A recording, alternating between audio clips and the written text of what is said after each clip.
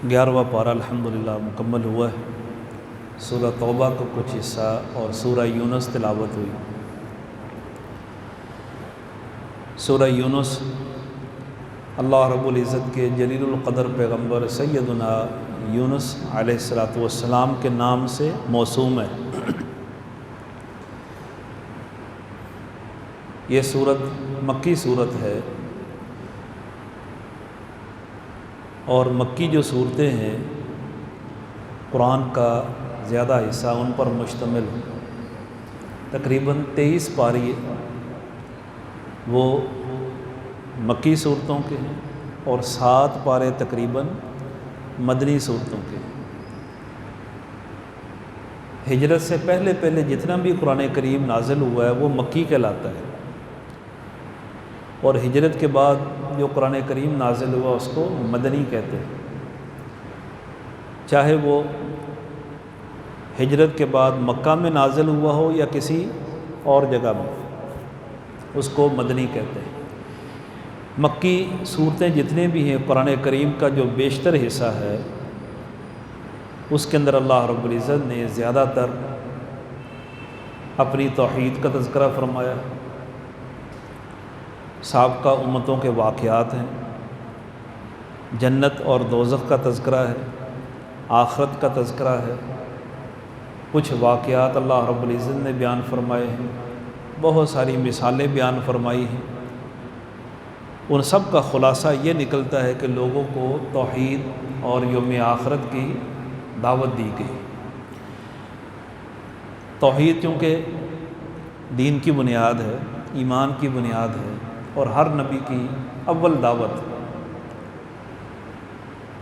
تو اس صورت کے اندر اللہ تعالیٰ نے بڑے خوبصورت انداز میں اپنی توحید کا سبق ہمیں سمجھایا، مثالیں بھی دی، مشرکین کے بدترین عقائد کا بھی تذکرہ فرمایا، کیا ان کے عقائد تھے، اور اس توحید کی مخالفت میں انہوں نے اللہ کے رسول صلی اللہ علیہ وسلم کو کیا کیا تکلیفیں دیں، برے برے القابات سے نوازا، وہ ساری چیزیں اس صورت کے اندر اللہ تعالیٰ نے بیان فرمائی۔ اللہ تعالیٰ نے فرمایا میرے پیارے حبیب اپنی قوم کو، مکے والوں کو کہو، اکان للناس عجبا ان اوحینا الی رجل منہم ان انذر الناس، کیا یہ لوگ اس بات پر تعجب کرتے ہیں کہ اللہ تعالیٰ نے انہی میں سے ایک آدمی کے اوپر وحی کر دی؟ وہ اس کو قابل تعجب سمجھتے تھے۔ ہمارے اندر پیدا ہوا ہے، ہماری طرح کھاتا پیتا ہے، ہماری طرح اس کا کاروبار، اس کا رہن سہن، اس کی شادی، اس کے بچے، اور یہ کہتا ہے میرے اوپر آسمان سے وحی نازل ہوتی، فرشتہ آتا ہے، یہ کیسے ہو سکتا ہے؟ یہ جو تصور ہے یہ صرف مکے والوں کا نہیں تھا، اس سے پہلے بھی جتنے بھی انبیاء آئے ہیں ہر نبی اور رسول کے اوپر ان کی قوموں نے پہلا اعتراض ہی یہی کیا، ما ھذا الا بشر مثلکم، یہ تو ہماری طرح انسان ہے، ہمارے اندر یہ پیدا ہوا رہا ہے، اور یہ کہتا ہے کہ میں اللہ تعالیٰ کا نبی ہوں۔ شروع سے یہ تصور مشرکین کا چلا آ رہا ہے کہ اللہ کا نبی انسان نہیں ہو سکتا، بشر نہیں ہو سکتا۔ کیا کہتے تھے؟ یرید ان یتفضل علیکم، یہ نبوت کا دعویٰ کر کے تمہارے اوپر فضیلت چاہتا ہے کہ میں اونچا اور بڑا ہو جاؤں۔ تو ان کا یہ تصور تھا کہ نبی یہ بشر نہیں ہوتا، انہوں نے بشر تسلیم کیا اور نبوت کا انکار کیا۔ اور آج کیا ہوتا ہے؟ کتنے ہمارے ایسے کلمہ گو ہیں جو نبی اکرم صلی اللہ علیہ وسلم کو نبی رسول مانتے ہیں لیکن بشر نہیں مانتے، بشریت کا انکار کر کے نبوت تسلیم کرتے ہیں، اور وہ اس لیے نبوت تسلیم نہیں کرتے تھے کہ یہ بشر، گویا کہ عقیدہ تو ایک ہی ہو گیا۔ پھر یہ بھی کہتے ہیں نبی نور ہے، وہ بھی کہتے ہیں نور نبی ہونا چاہیے تھا، یہ تو انسان۔ تو اللہ تعالیٰ نے بڑی خوبصورت وضاحت بیان فرمائی قرآن کریم کے اندر جگہ جگہ۔ جیسے سورہ مومنون کے اندر ہے، نوح علیہ السلام کی قوم نے اعتراض کیا کہتے ہیں ما ھذا الا بشر مثلکم، یہ تو تمہارے جیسا انسان ہے، یاکل مما تاکل، جو وہ کھاتا ہے تم بھی وہی کھاتے ہو۔ تو اللہ تعالیٰ نے فرمایا، نبی صلی اللہ علیہ وسلم پر بھی جب یہ اعتراض ہوا تو اللہ تعالیٰ نے خود جواب دیا، قل انما انا بشر مثلکم یوحی الی، ہاں ان سے کہہ دو میں واقعی بشر ہوں، انسان ہوں، لیکن اللہ تعالیٰ نے مجھے نبی بنا کر رسالت اور نبوت کا تاج میرے سر پر سجا کر میرے اوپر وحی نازل کر کے مجھے تمام انسانوں سے ممتاز کر دیا، اونچا کر دیا۔ یہ بڑا سیدھا سادہ مسئلہ تھا، اس کو خام خواہ لوگوں نے الجھن کا باعث بنا دیا، عام سادہ لوگ مسلمان۔ اصل میں یہ ساری بھیڑ چال کا نتیجہ ہے۔ سب سے پہلے یہودیوں نے عزیر علیہ السلام کو اللہ کا بیٹا کہا، نعوذ باللہ، وقالت الیہود عزیر ابن اللہ۔ اب عیسائی وہ کہتے ہیں ہم تو پیچھے رہے، عیسائیوں نے دعویٰ کر دیا وقالت النصارى المسیح ابن اللہ، وہ کہتے ہیں ہمارا دعویٰ زیادہ سچا ہے اس لیے کہ عیسیٰ علیہ السلام کا تو باپ ہی نہیں، نعوذ باللہ، وہ کہنے لگے مریم اللہ کی بیوی ہے اور عیسیٰ اللہ کے بیٹے ہیں، ہمارے پاس دلیل زیادہ مضبوط ہے۔ گویا انہوں نے دونوں کو دائرہ بشریت سے نکال کر اللہ رب العزت کی جانب منسوب کر دیا۔ یہ مبالغہ آرائی ہوتی ہے، غلوب ہوتا ہے، اور غلوب انسان کو تباہ کرتا ہے، ایمان کو تباہ کرتا ہے۔ اور ہماری امت کے لوگوں نے یہ ماضی قریب، آپ صحابہ کرام کا دور، تابعین، تبع تابعین، ہمارے ائمہ کا دور، محدثین کا دور، سینکڑوں سال کسی کا تصور نہیں تھا، نہ آپس میں کوئی بحث مباحثہ تھا۔ پرانی کتابیں ساری اٹھا کے دیکھ لیں کہ کسی نے کسی دور کے اندر بحث کی ہو نبی صلی اللہ علیہ وسلم نور ہے کہ بشر تھے، کوئی تصور ہی نہیں۔ یہ ماضی قریب کے اندر 100-200 سال کا بنایا ہوا مسئلہ ہے، کھڑا کیا ہوا یہ ہنگامہ، اس سے پہلے اس کا کوئی تصور نہیں تھا۔ سب کا یہ عقیدہ تھا اللہ کے رسول صلی اللہ علیہ وسلم انسان بشر ہے، لیکن آپ تمام انسانیت اور بشر سے ممتاز ہیں، اعلیٰ ہے کہ اللہ تعالیٰ نے آپ کو منفرد مقام دے دیا۔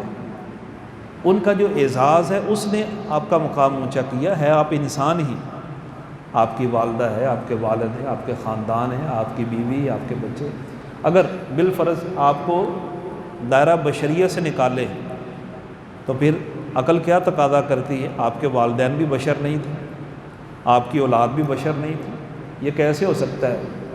ایک فرد وہ دائرہ بشریت سے نکل جائے، اوپر اور نیچے سارے کے سارے بشر ہو جائے۔ تو اس لیے ہمیں قرآن پر ایمان رکھنا ہوگا۔ اللہ تعالیٰ نے جو وعدے فرما دیا پیارے حبیب، آپ خود اعلان فرمائے انما انا بشر مثلکم، میں بھی تمہاری طرح انسان ہوں، لیکن فرق کیا ہے؟ یوحی الی، میرے اوپر اللہ تعالیٰ کی وحی نازل ہوتی ہے۔ اس کی ایک مثال آپ یوں سمجھ لیں، ملک کا ایک آدمی صدر بنتا ہے، ایک وزیر اعظم بن جاتا ہے۔ اب صدر اور وزیر اعظم یہ ایک بہت بڑا عہدہ ہے، ہمارے ملک کا سب سے اونچا عہدہ، ایک آئینی عہدہ ہے اور ایک چیف ایگزیکٹو عہدہ ہے، انتظامی امور کا عہدہ ہے۔ اب جو صدر بن جائے گا ہے تو وہ انسان ہے، جو وزیر اعظم بنے گا ہے تو وہ انسان ہے۔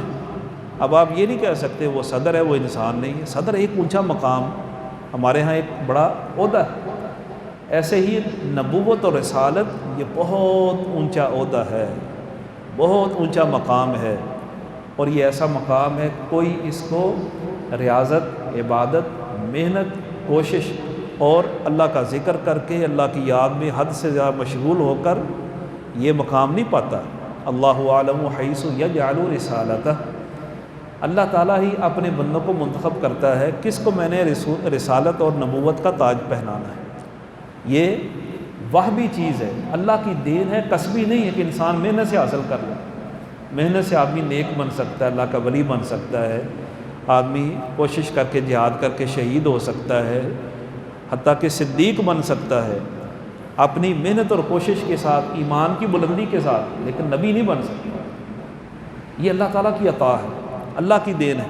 مکے والوں نے یہ اعتراض کیا تھا نا کہ لولا انزل ھذا القرآن علی رجل من القریتین عظیم، ان کے نزدیک کہتے اگر واقعی انسانوں میں سے کسی نے نبی ہونا ہوتا تو پھر یہ طائف شہر ہے، مکہ شہر ہے، یہاں کا کوئی بڑا چودھری مالدار اور بڑا معزز آدمی وہ نبی اور رسول ہوتا۔ یہ تو وہ رسول اور نبی ہونے کا دعویٰ کر رہا ہے جو پیدا یتیم ہوا ہے، جو پیدا یتیم ہوا ہے، جس کے پاس دولت نہیں ہے، چودراہٹ نہیں ہے، جس کے پاس زیادہ وسائل نہیں ہے، کوئی فوج اور طاقت نہیں ہے، کہتا ہے میں اللہ کا نبی ہوں۔ انہوں نے اس غلط فہمی کے اندر مبتلا ہو کر نبی صلی اللہ علیہ وسلم کی نبوت کا انکار کر دیا۔ اور نوح علیہ السلام کی قوم نے بھی یہی کہا تھا کہ یہ نبی ہوتا تو اس کے پیچھے ہمارے جیسے بڑے بڑے قوم کے سردار چودھری وڈیرے مالدار سرمایہ دار اس کے اوپر ایمان لاتے، اس کے اوپر ایمان لانے والے کمزور ترین لوگ ہیں، یہ کیسے نبی ہو سکتا ہے؟ تو ان اعتراضات کو سامنے رکھتے ہوئے انہوں نے پیش کر کے اللہ کے نبیوں کا انکار کیا۔ لہذا اللہ تعالیٰ نے فرمایا انذر الناس اکان للناس عجبا، کیا لوگ اس بات کو عجیب سمجھتے ہیں کہ اللہ تعالیٰ نے انہی میں سے ایک انسان کو نبی بنا دیا؟ فرمایا آپ انسان ہیں، آپ بشر ہیں، اللہ کے نبی ہیں، اللہ کے مقرب ہیں، اللہ نے آپ کو اتنا اونچا مقام دیا ہے کہ آپ واحد شخصیت ہیں، ذات ہیں، جن کے متعلق فرمایا ورفعنا لک ذکرک۔ یہ چند الفاظ ہیں، اس سے بڑھ کر ہم اللہ کے رسول صلی اللہ علیہ وسلم کی تعریف نہیں کر سکتے۔ اللہ تعالیٰ نے مختصر بیان فرما دیا، ہم نے آپ کا مرتبہ شان بہت بلند کر دیا، بس اس سے بڑھ کر ہم کیا کہہ سکتے ہیں؟ ورفعنا لک ذکرک، آپ اللہ کے محبوب ہیں، سید الانبیاء ہیں، سید المرسلین ہیں، ساری کائنات کے سردار ہیں، سید ولد آدم ہیں، اور آپ صلی اللہ علیہ وسلم سب سے پہلے جنت میں جانے والے ہیں۔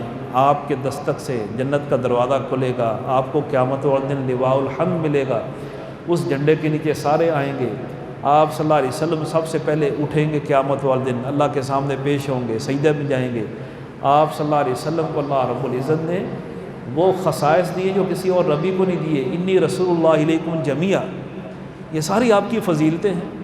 جو فضائل اللہ نے بیان کیے وہ بیان کرنے کی بجائے آپ صلی اللہ علیہ وسلم کی یہود و نصارہ کی دیکھا دیکھی وہ فضیلت بیان کرنے کی کوشش کی جاتی، ہم کو پیچھے رہے۔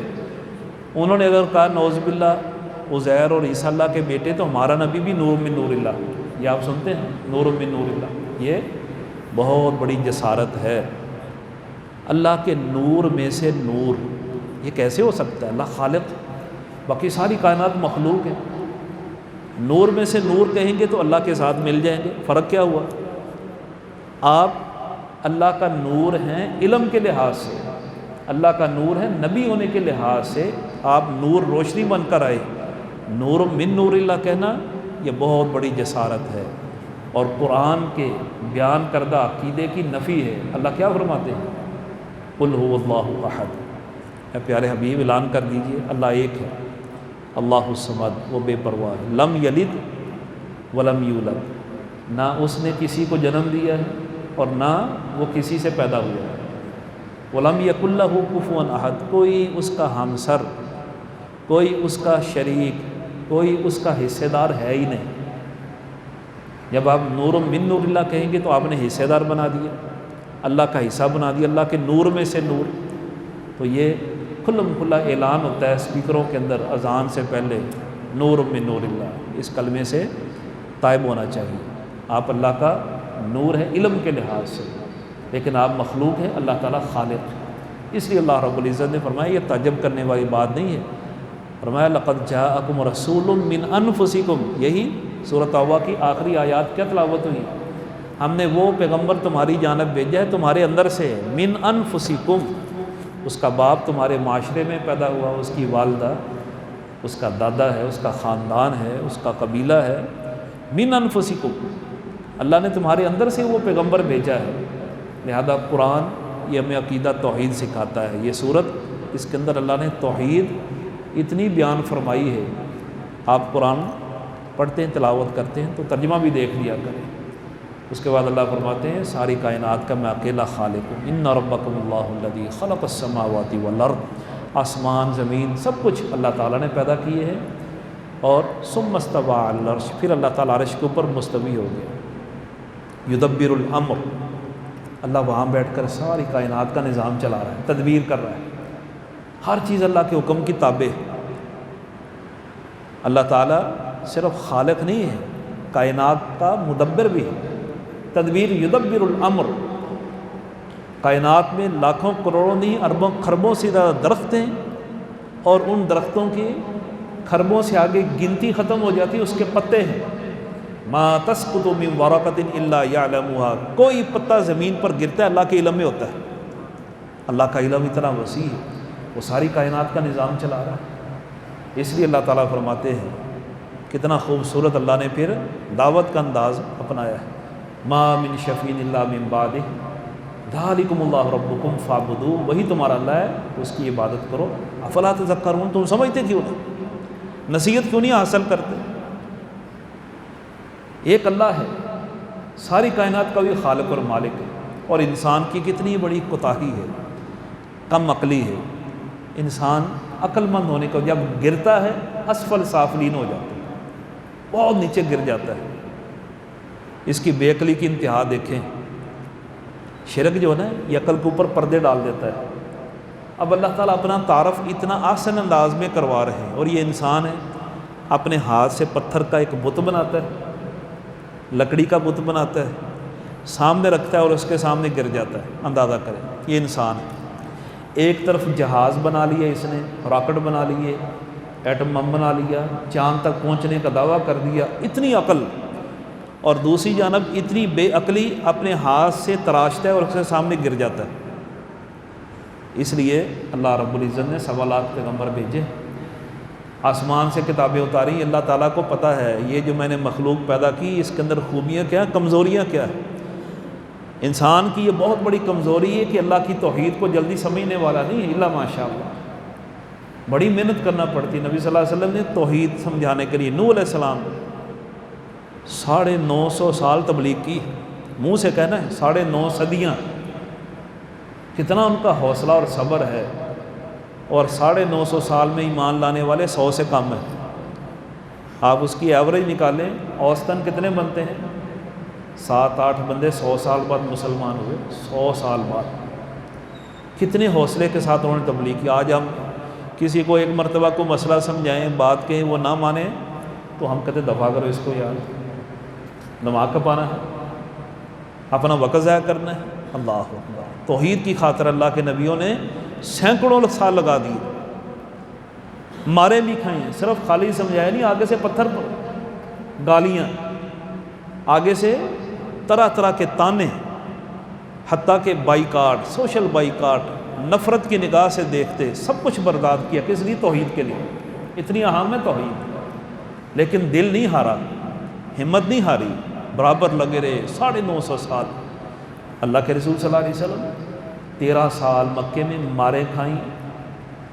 میں کبھی کبھی سوچتا ہوں کتنا انسان شقی القلب ہو جاتا ہے۔ نبی سے بڑھ کر کوئی خوبصورت نہیں ہوتا، نبی سے بڑھ کر کسی کی آواز اچھی نہیں ہو سکتی، نبی سے بڑھ کر کسی کا بہتر انداز تبلیغ نہیں ہو سکتا، نبی سے بڑھ کر کسی کا اخلاق اچھا نہیں ہو سکتا۔ آپ ساری چیزیں اکٹھی کریں، خوبصورت ایک حیات طیبہ کا گلدستہ بنتا ہے۔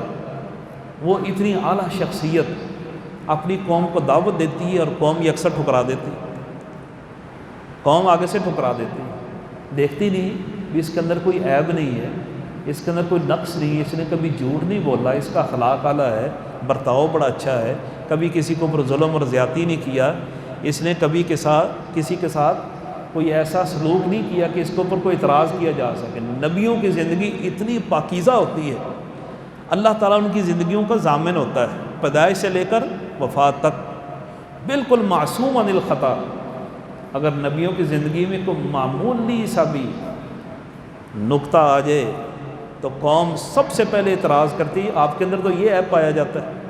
نبی صلی اللہ علیہ وسلم اسی صورت کے اندر کیا ہے؟ اللہ اکبر، آپ نے جب سب سے پہلے کھلم کھلا صفا پہاڑی پہ کھڑے ہو کے بیت اللہ کے سامنے توحید کا نعرہ لگایا، قوم کو اکٹھا کر کے اللہ کا پیغام سنانے سے پہلے اپنی زندگی کی گارنٹی لی، ضمانت لی۔ اسی صورت کے دوسرے رکوع میں اللہ فرماتے ہیں فَقَدْ لَبِثْتُ فِيكُمْ عُمُرًا مِّن قَبْلِهِ، اے میری قوم میں نے تمہارے اندر 40 سال گزار دیے۔ هَلْ وَجَدتُّمُونِی صَادِقًا أَوْ كَاذِبًا، بتاؤ تم نے مجھے سچا پایا ہے جھوٹا پایا ہے؟ قوم ابو لہب دوسرے سارے سردار بیک زبان بولتے ہیں ما جربناک الا صدقا، ہماری زندگی کا پورا تجربہ کہتا ہے ہم نے تجھے ہمیشہ سچا ہی پایا، تو صادق اور امین ہے۔ سارے بڑے بڑے آپ کے مخالف بھی آپ کے پاس اپنی قیمتی امانتیں رکھوایا کرتے تھے، اتنا اعتبار تھا، یقین اعتماد تھا۔ لیکن وہی پیغمبر پورا اعتماد لینے کے بعد، اعتماد کا ووٹ کہہ لیں، یقین کا ووٹ کہہ لیں، سب نے کہا آپ کے اندر ہم نے کبھی کوئی نقص نہیں دیکھا۔ پھر آپ نے مزید اپنی بات کو، اپنے اعتماد کو بڑھانے کے لیے صرف اتنا کہا اگر میں کہوں ان پہاڑوں کے پیچھے کوئی لشکر آ رہا ہے، تمہارے اوپر حملہ آور ہوگا، کیا خیال میری بات مانو گے؟ تو سب نے کیا کہا، اے محمد اگر تو کہتا تو واقعی کو لشکر آ رہا ہوگا۔ کئیوں نے ایڑیاں اٹھا کر دیکھنا شروع کر دیا، اتنا یقین تھا۔ جب پورا اعتماد یقین حاصل کر لیا تو آپ صلی اللہ علیہ وسلم نے مختصر یہ کلمات فرمائے، اے میری قوم میں اللہ کا نبی ہوں، قولوا لا الہ الا اللہ، لا الہ الا اللہ کہہ لو تفلحون، تم کامیاب ہو جاؤ گے۔ اور ساتھ ایک پیشین گوئی بھی کر دی، وَتَمْلِكُ الْعَرَبَ وَالْعَجَمَ، اس لا الہ الا اللہ کے برکت سے تم عرب و عجم کے مالک بن جاؤ۔ اب یہ کلمہ کہنا تھا توحید، دیکھیں مشرک کے لیے کتنی کڑوی گولی ہوتی، نگل نہیں سکتا۔ جب یہ کلمہ سنا سب کے رنگ فک ہو گئے۔ سب سے پہلے کون اٹھا؟ آپ کا چچا ابو لہب، اتنا غصے میں اٹھتے ہی اس نے بدترین گالی دی، بد دعا دی، وہ الفاظ دہرانے کو جی نہیں چاہتا۔ کیا کہنے لگا؟ تبا لک یا محمد لہذا جماعتنا، نعوذ باللہ، اے محمد تو تباہ و برباد ہو، تو نے اس لیے ہمیں اکٹھا کیا تھا، ہم ایک اللہ کی بات کریں، اپنے آباء و اجداد کے دین کو چھوڑ دیں۔ سارے اس یقین دہانی جو کرانے والے اپنی ایڑیوں پہ پھر گئے، سب کپڑے جھاڑ کر ادھر ادھر بکھرنے لگے، اس نے ہمارے آباء و اجداد کے دین کی مخالفت کر دی۔ یہ ہے مشرک آدمی کی مت مری ہوئی۔ کتنے احسن انداز میں خود کہتے ہیں یہ صادق ہے، امین ہے، اس نے کبھی جھوٹ نہیں بولا، 40 سالہ زندگی کی سب گواہی دے رہے ہیں۔ اب ایک کلمہ سنا توحید کا، سب تتر بتر ہو کر بھاگ گئے۔ اتنی کڑوی ہے توحید کی دعوت۔ آج بھی خالص توحید سنائیں لوگوں کو ہضم نہیں ہوتی، کوئی بھی جرت کے ساتھ اس کو بیان نہیں کر سکتا۔ قرآن اس کا سچ اور حقیقت لوگوں کے سامنے بیان کے لوگ کہیں گے یہ فرقہ وارانہ بات کرتا ہے۔ آپ کہیں ایک اللہ ہی مشکل کشا ہے، وہی حاجت روا ہے، وہی ساری کائنات کو کھلانے والا ہے، وہی پلانے والا ہے، اس کے علاوہ کوئی ذرے کا مالک نہیں ہے، ایک مکھی کا پر نہیں بنا سکتا۔ یہ باتیں آپ کسی چینل پہ بیٹھ کے نہیں کہہ سکتے، آپ یہ کسی مشترکہ فورم میں یہ بات نہیں کر سکتے، لوگ آپ کے گلے پڑ جائیں گے، یہ دیکھو جی یہ کیسی باتیں کریں۔ توحید یہ برداشت نہیں ہوتی، ہر چیز برداشت، ہر چیز برداشت کر سکتے، مشرک توحید برداشت نہیں کریں گے۔ نبی صلی اللہ علیہ وسلم کو کیا کہا؟ آپ جہاں چاہیں جس گھر کی طرف اشارہ کریں اس گھر سے آپ کو رشتہ دینے کے لیے تیار ہے، جتنا مال چاہیں آپ کے قدموں میں ڈھیر کر دیتے ہیں۔ آپ اگر چاہتے ہیں مکہ کا سردار بننا، ہم مشترکہ طور پر سب آپ کو اپنا سردار تسلیم کرنے کے لیے تیار ہیں، صرف ایک کام چھوڑ دیں، ہمارے بتوں کو کچھ نہ دو، اس کے اوپر کمپرومائز کر دیں، ہمارا سمجھوتا ہو جائے، بس ہم صرف یہ چاہتے ہیں۔ تو آپ صلی اللہ علیہ وسلم نے، اور اس بات کی سفارش آپ کے چچا ابو طالب نے بھی آ کر کی جو آپ کا بڑا خیر خواہ ہمدرد تھا، تو آپ صلی اللہ علیہ وسلم نے فرمایا چچا جان نہیں، ایک ہاتھ پہ سورج رکھ دیا جائے، دوسرے پہ چاند رکھ دیا جائے، اتنا بوجھ اور اتنی تکلیف برداشت کر لوں گا، توحید سنانے سے باز نہیں، اس کے اوپر سمجھوتا نہیں۔ اسی توحید کی خاطر مارے کھائیں، مکہ چھوڑ دیا. کس کا جی چاہتا اپنا آبائی وطن چھوڑے؟ مکہ چھوڑ دیا. صحابہ کرام نے بھی چھوڑ دیا. توحید عزیز تھی. تو بہرحال بات لمبی ہو رہی ہے. مختصر یہ اللہ تعالیٰ نے صورت کے اندر توحید کو بڑے آسان انداز میں بیان فرمایا. آگے مزید اس کا تذکرہ ہوتا رہے گا. اللہ تعالیٰ ہمیں صحیح عقیدے سے نوازے. توحید نہیں ہے ایمان کھوکھلا ہے، توحید نہیں ہے اعمال ضائع ہیں، توحید نہیں ہے نمازیں حج زکوٰۃ جتنی بھی آپ نیکی کر لیں یقین مانیں سب بے وزن کھوکھلے ہیں. سب سے پہلے توحید دیکھی جائے گی، قیامت والے دن عقیدہ دیکھا جائے گا، اعمال بعد میں دیکھے جائیں گے. توحید نہیں ہے سب کچھ اڑا کر رکھ دیا جائے گا. اللہ سمجھ کر عمل کی توفیق عطا فرمائے. آخر دعوانا ان الحمد للہ رب العالمین.